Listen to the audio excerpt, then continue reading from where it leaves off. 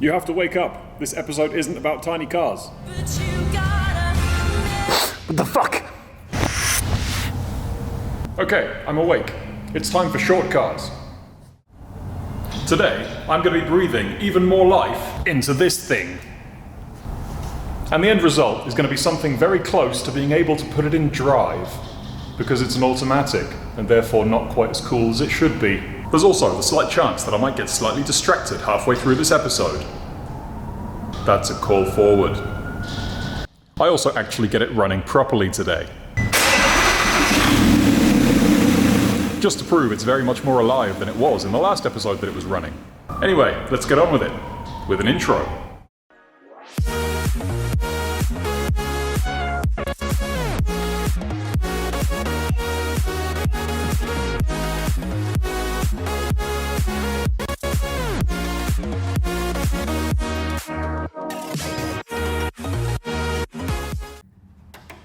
Now today's episode is going to be making this engine be more alive than it was before. Because before, it didn't really know what was going on and it ran a bit rubbishly. A bit like when Arnold Schwarzenegger had a fight with the T-850 and lost hard.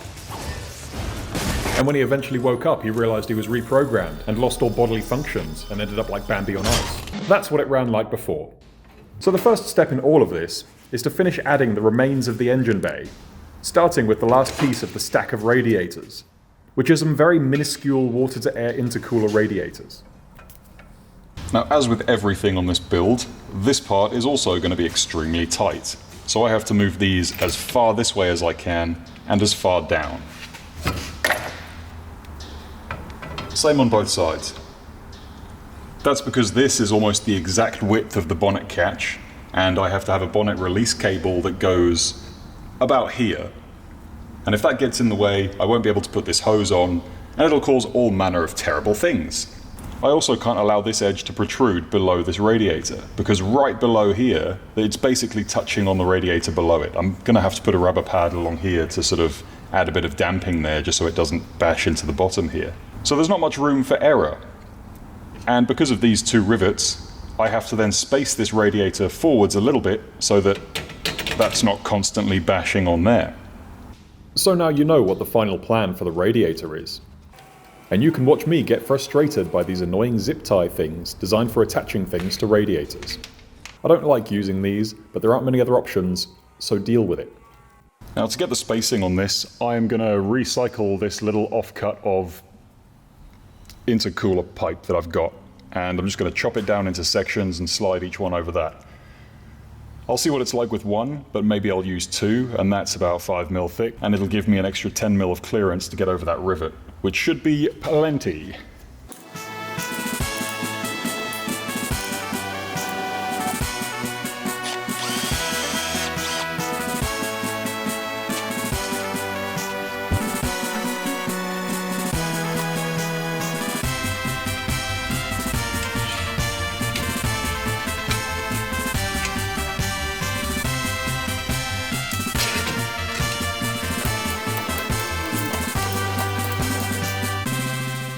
Now, as far as clearance goes, nice.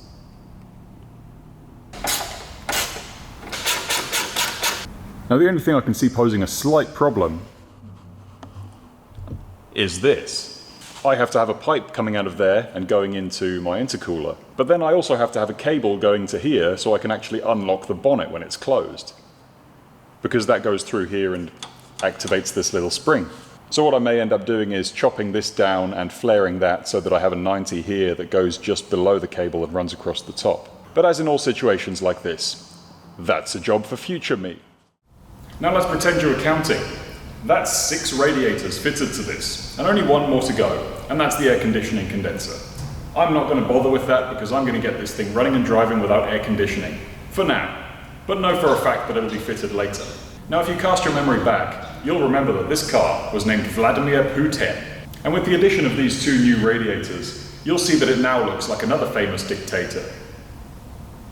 That's right, it looks like Gomez Adams. I shall conquer, I shall rise. My name is Gomez Adams, and I have seen evil. Anyway, with that now finally finished, I can close the door on this situation. And then I guess next comes plugging it all in, putting fluids in it, and turning the key. So now we can dive under the underbody of this weird looking car. Now, since the last episode, I've been doing some tidying and got the hoses here for the transmission cooler attached to a very nice looking bracket. And routed these pipes up so that they come out in a place which I can then connect to there. But I don't have hoses yet, so that can't really happen right now. But this area is going to get extremely busy. Now, next on the list for me is power steering hoses. And this is going to be a camera nightmare to get it so you can see it. That is the steering box. And on top of there somewhere... Is that you? Focus. There we go. That little bit there that you can barely see is one of the banjo fittings for the power steering. And there's two of those. And those have to come down here, run along here to the other side of the engine, and then go up into this transmission oil cooler. From there, they'll go back down again, and somewhere up into the depths of there, where they'll be fed into the reservoir. Now, the power steering pump is right there, and this is the high pressure banjo bolt that comes off there. So the feed from here is going to go from there to that same cross member, and then across there and up to the steering box. Now, usually, because of the pressures involved in power steering, they use hard lines from factory,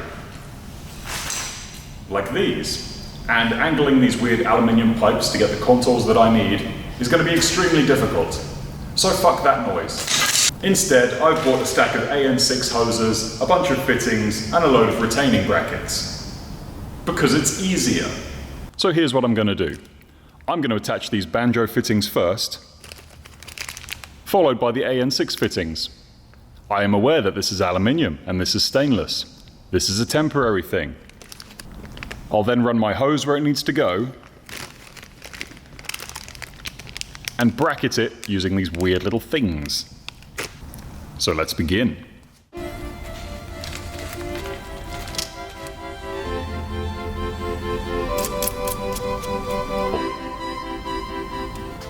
Now, the easiest place to begin here, I think, is going to be at the high pressure outlet of the power steering pump, because this has only got to be one hose, and then I can match everything off this once it's bracketed.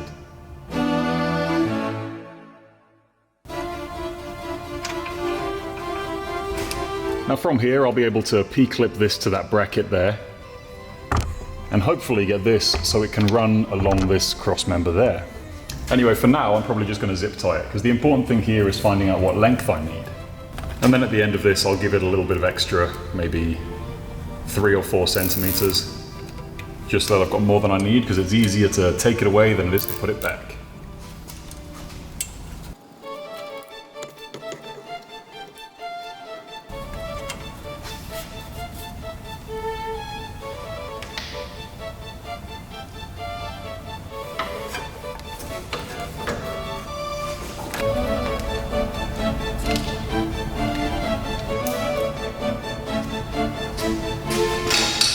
Now, something to pay attention to here.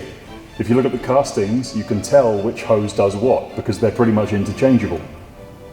This is a pressure relief, and once the pressure is exceeded, it'll release oil up into this line here. So that, obviously, would be the return line. And with that logic, if you've knocked out one of them, this one is the high pressure entry line. So that's the one we're going to use for this longer hose.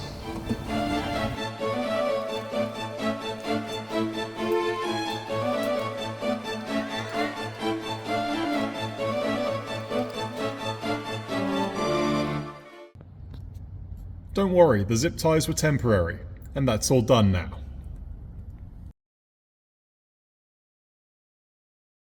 Now, you might remember a time when I talked about MAP sensors. This is a MAP sensor, attached to a really awkward pipe. So I have taken this, and turned it into this. And this is all in the hope that I can do this, shortly followed by this. It's time.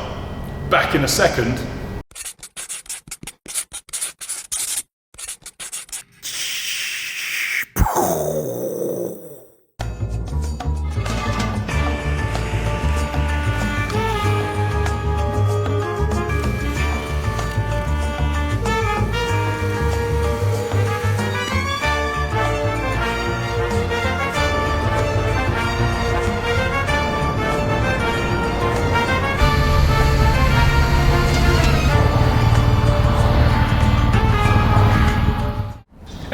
now that I'm back from that place, many things have gone on. Allow me to show you. Now the majority of the engine bay is pretty much complete now. The major things being all the headlight wiring here, and finding a place to mount the 2 ECUs. Where's the other one? There you are. Now most importantly, all the sensors are now fitted. So you've got the MAP sensor there, after your intercooler, mass airflow sensor here, the coolant system's hooked up, and all the wondrous intake piping is done. I've even managed to add the alarm speaker and all the high amperage stuff there in its weird little fuse box thing. It's not a fuse box, but you know what I mean. So with all that in mind, this car should run properly now. Properly. Or at least a hell of a lot better than it did last time it started. But the last time it started was more of a gimmick because I wanted to get it done before New Year, and I did it with about 15 minutes to spare. So I think it's about time we tried to start it. Again. Properly. Let's do it. I've also not solved the problem with the fuel tank yet. So for the time being, this is my fuel tank.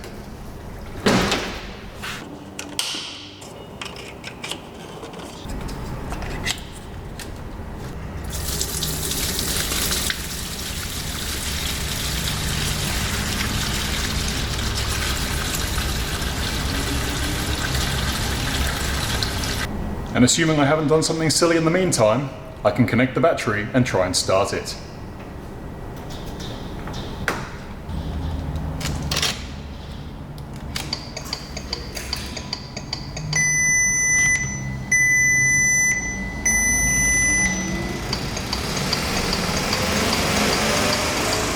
That annoying whirring noise is the fans. And they've come on because there isn't any coolant left in the system. This causes the car to freak out and turn on all the fans because it thinks it's overheating. It's not. And when I made this weird bracket, I'm guessing my clearance wasn't quite right. So I'm going to have to do a little bit of adjustment on that. In the meantime, I'm going to unplug them because they're annoying.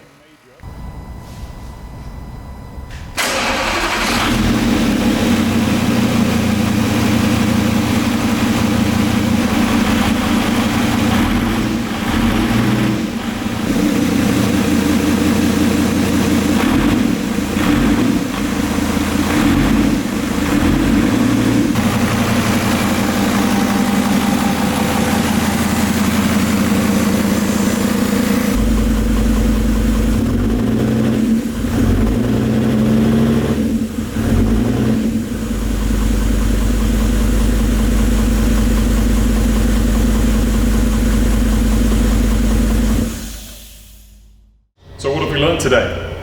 This car still runs. Fuel systems should be checked before you start cars. And finally, that the engine bay on this car is pretty much complete. So what does that mean for the future? Well, the future holds a large clue for the next episode. Chaos in there. And trying to turn the entire interior of this car into a clown's pocket to accommodate for all this nonsense wiring. Because you can't even fit a person in there right now because of all the extra wires. And a random half of a fuel tank in there. So we're getting close. The next major milestone is driving it. Looks quite distant, really, doesn't it? Anyway, find out in the next episode. Bye.